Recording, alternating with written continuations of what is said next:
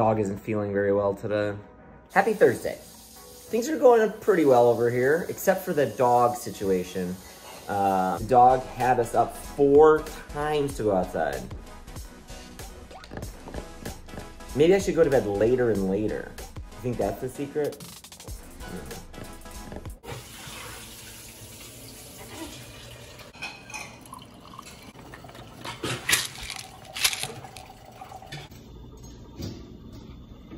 New segment on this vlog called People Who Inspire Me.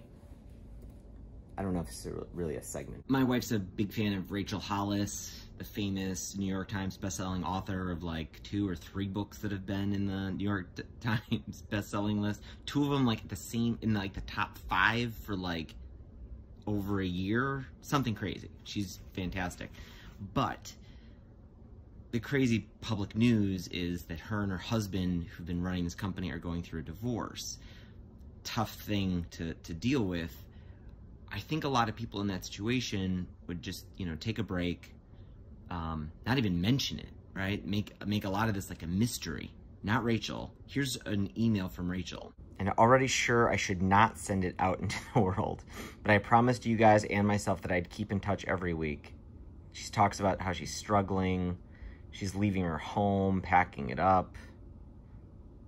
She's basically talking about like having a really rough time. And that's kind of inspiring, you know? I mean, I feel like a lot of creators and influencers and entrepreneurs and folks on the internet, they like hide all the bad stuff. And I take inspiration from folks like Rachel who show it, right? Who show like they're just normal.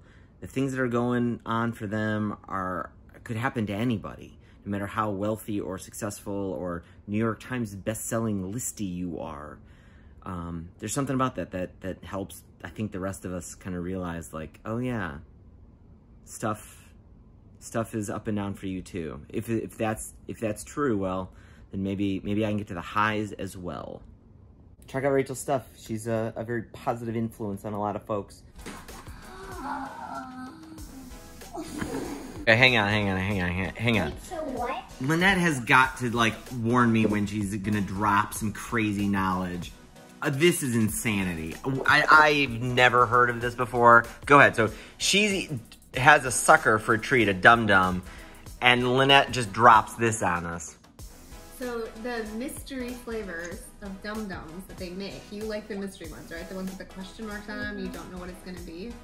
Apparently they are made when they're changing the line from one flavor, like watermelon, to the next flavor, like popcorn or whatever, and then they're the combination as they like clean out the line so it's like a mix. to like popcorn.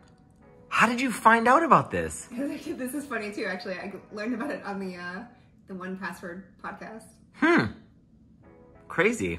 It's quite a podcast. Check out the 1Password podcast. That is crazy.